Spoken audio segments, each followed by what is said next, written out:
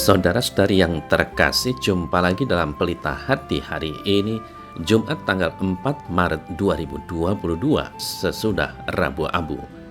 Bersama saya Romo Thomas Suratno SC dari Paroki Cilandak, Jakarta Selatan, mendengar dan merenungkan Sabda Tuhan, yakni firman Tuhan yang tersurat dalam Injil Matius, bab atau pasal 9, ayat 14 sampai dengan ayat 15.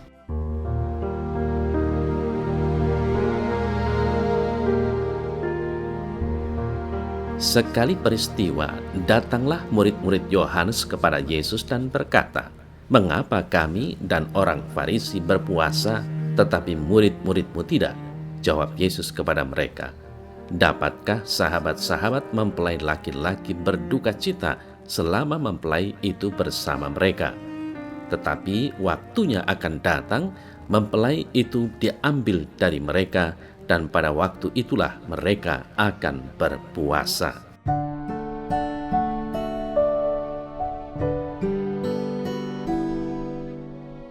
Saudara-saudari yang terkasih, keluhan yang kerap kali terdengar dari rekan-rekan kita sendiri adalah, mengapa ya cara puasa kita sangat ringan, tidak seperti saudara kita Muslim misalnya.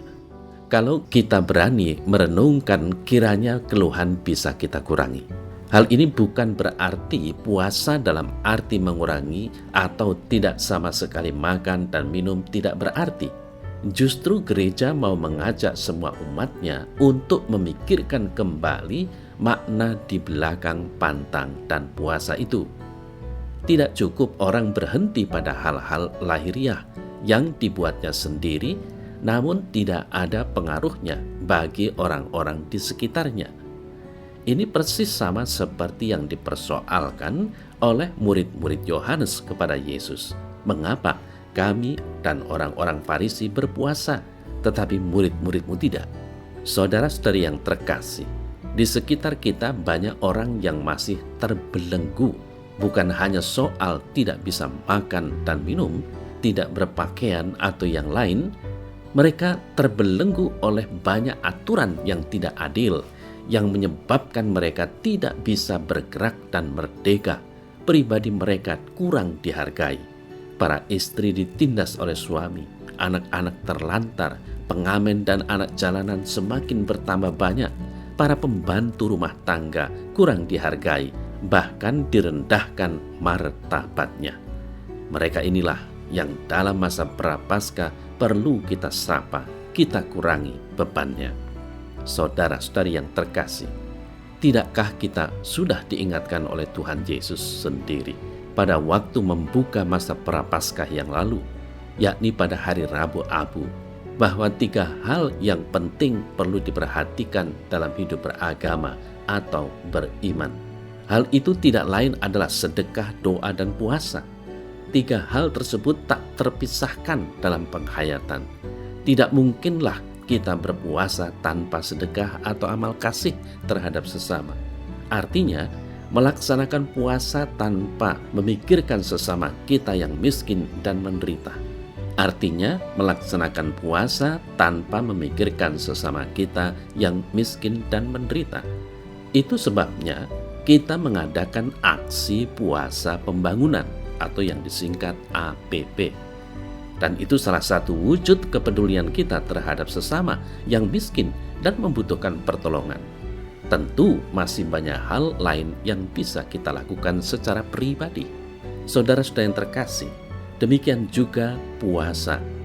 Puasa haruslah mengalir dari penghayatan iman yang benar seperti yang diajarkan oleh gereja. Puasa bukan sekedar mengurangi atau tidak makan dan minum, tetapi sungguh kita berduka cita, tanda petik, sebagai tanda kasih kepada Tuhan.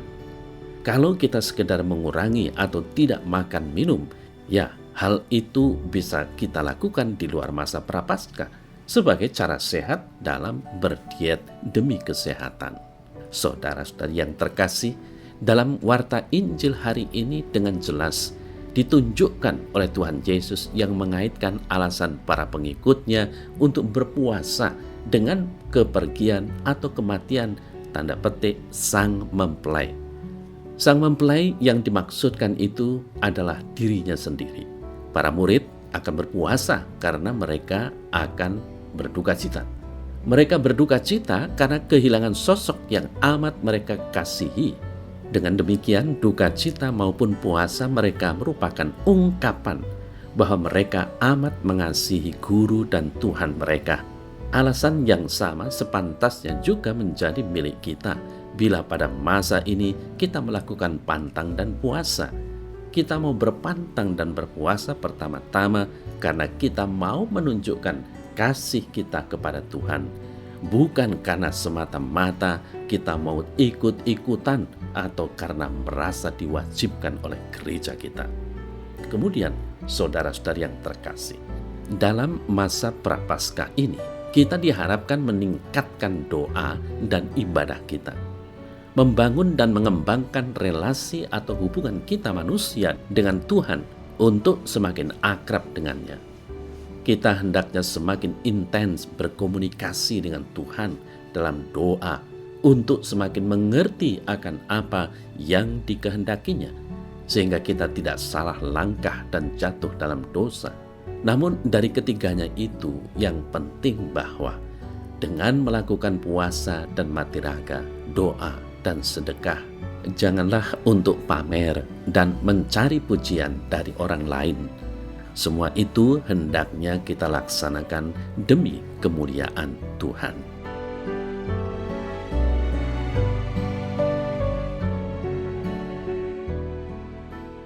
Dalam nama Bapa dan Putra dan Roh Kudus. Amin.